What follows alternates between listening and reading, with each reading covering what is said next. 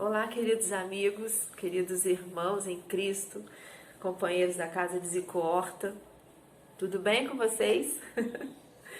Hoje a gente está aqui de novo para gravar para a gente conversar, né, na verdade, refletir sobre mais um assunto à luz da doutrina espírita e à luz do Cristo sempre, qualquer assunto, né, embasados nos ensinamentos do Cristo sempre.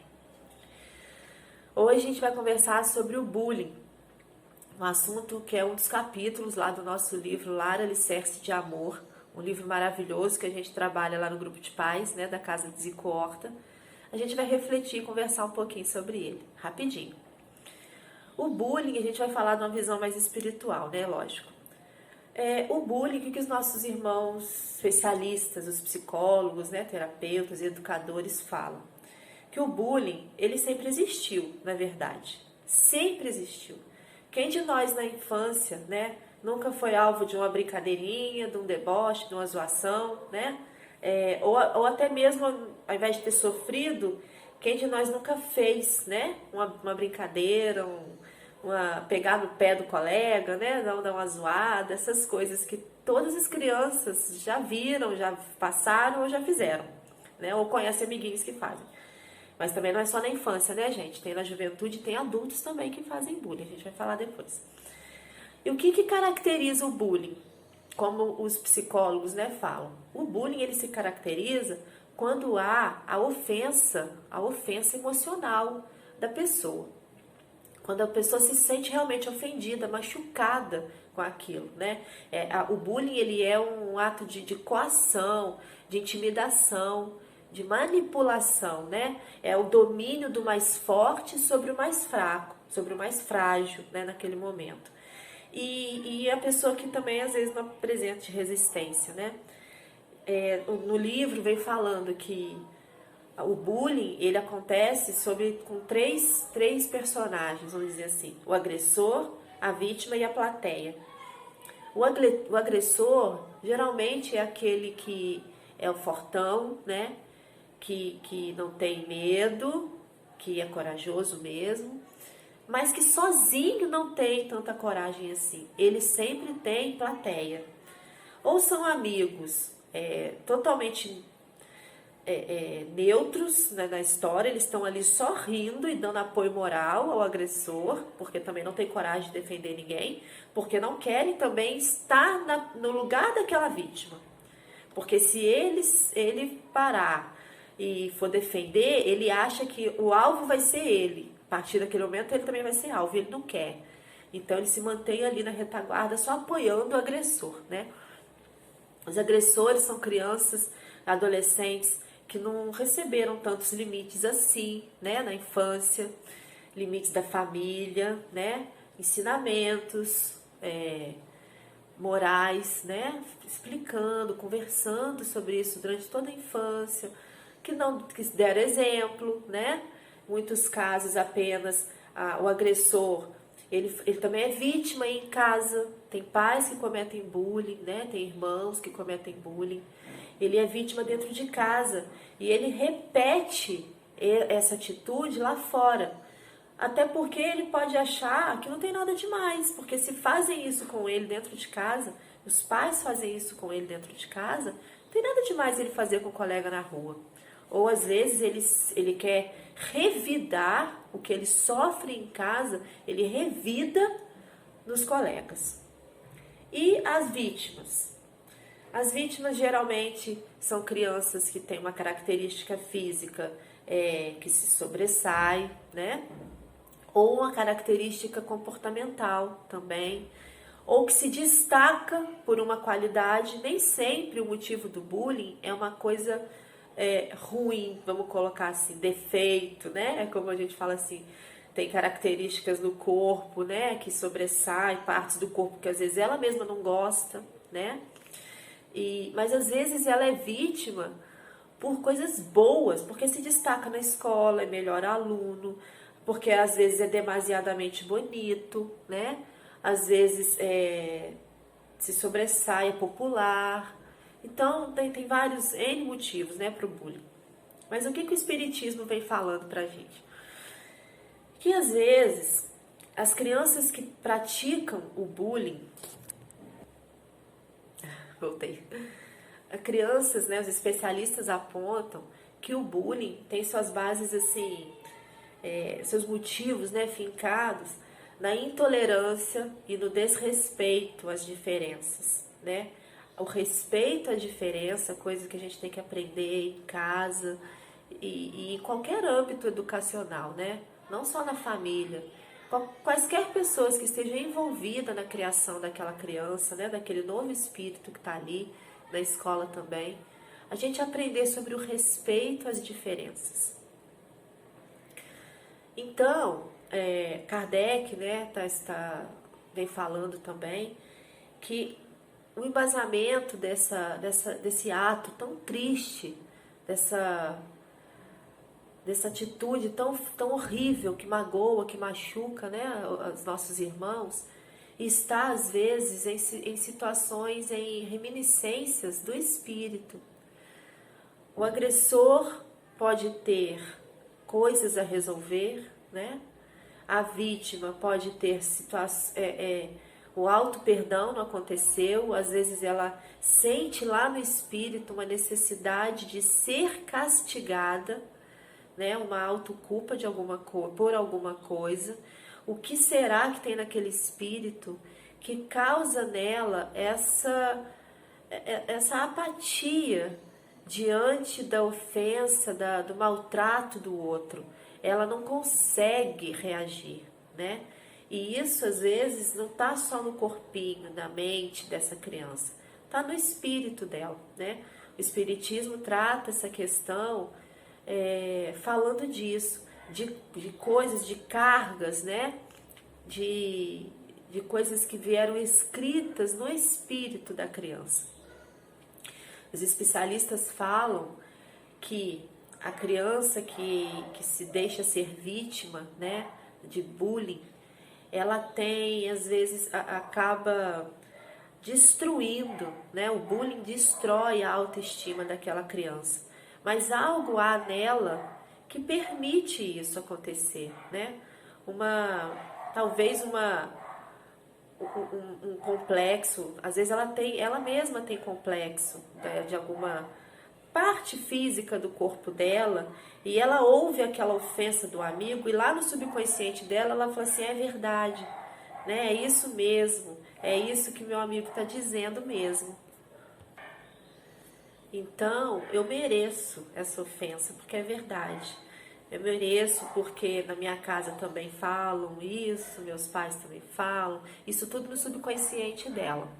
Então, o que a gente vê também, né, nessa situação? Que a criança que é agressora, ela não é... A gente vê que não é tão inocente, a criança, né, não é tão inocente, tão imaculada, como a gente às vezes acha ou quer achar, né?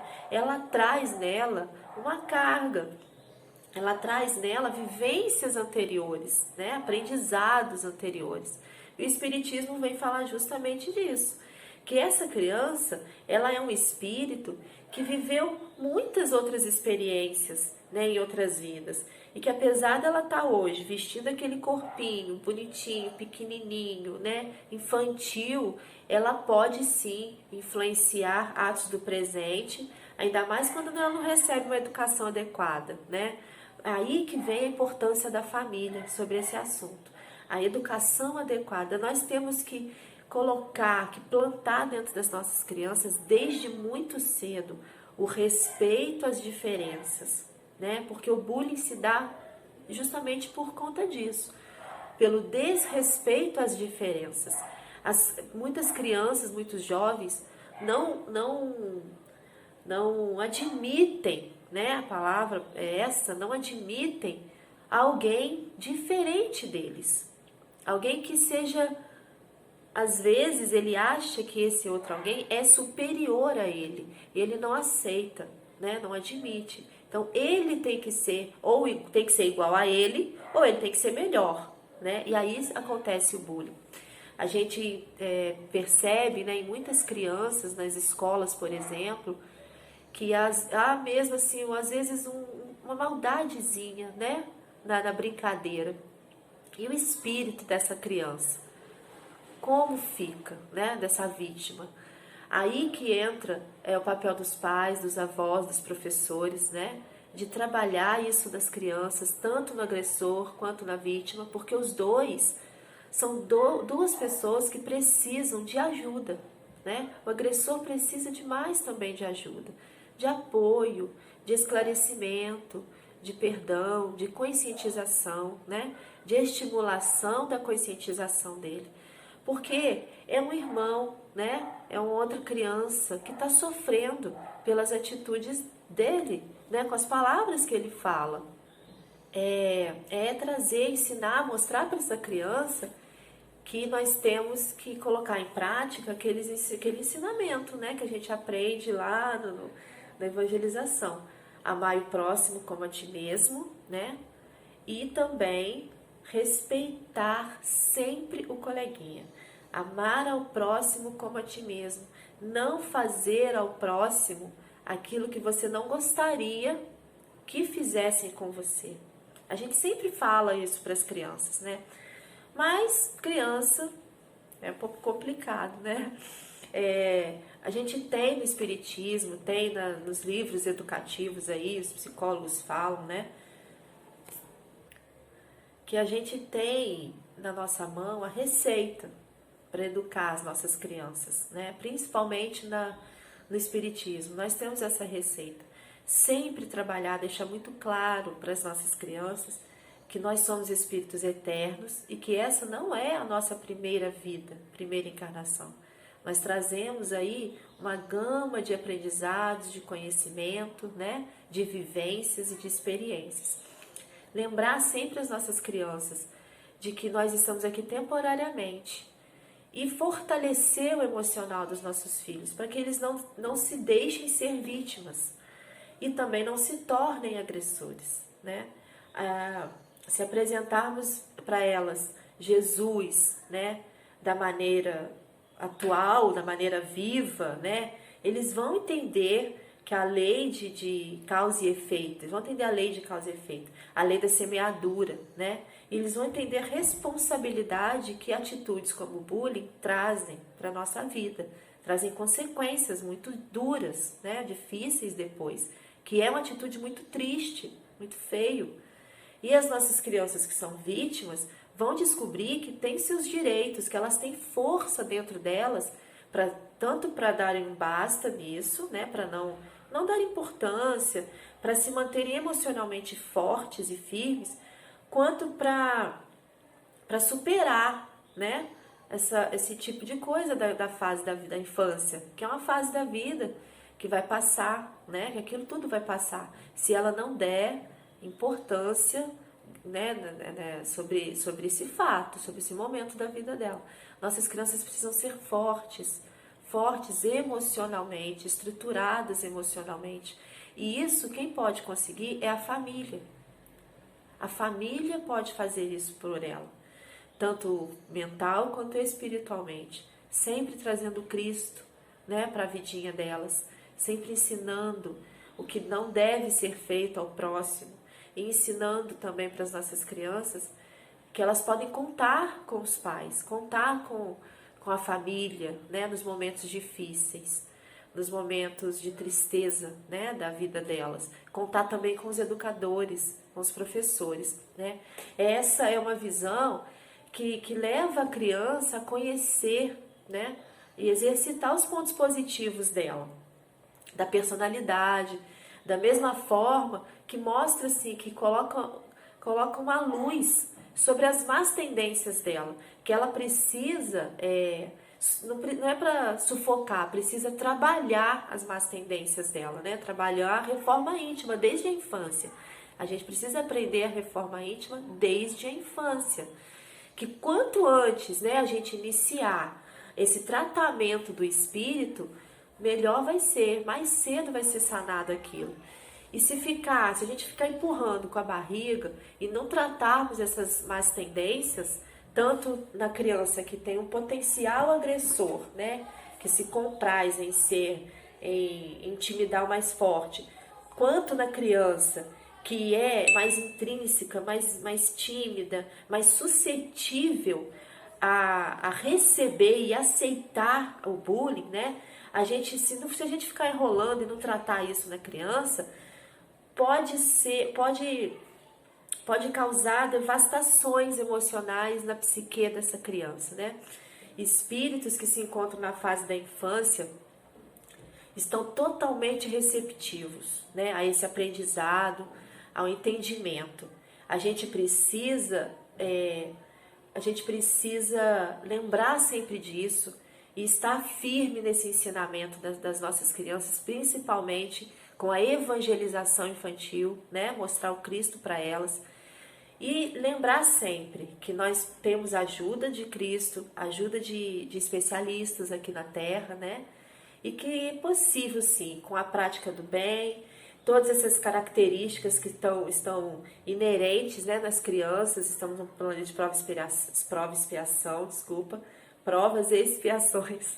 Essas características que se encontram nas crianças, no cenário de relacionamentos delas, né, tanto na escola, em casa, com os amiguinhos, pode mudar, sim, pode ser transformado, mas na proporção em que a família mudar também o cenário interno, o cenário de educação, né, no dia a dia, que descobrir e trabalhar os sentimentos dela, com exemplos principalmente dos pais, passando a ter como objetivo a prática do bem, a prática educativa, tanto daquela criança, né, enquanto criança, cabecinha da idade dela, quanto aquele espírito que traz dentro dela.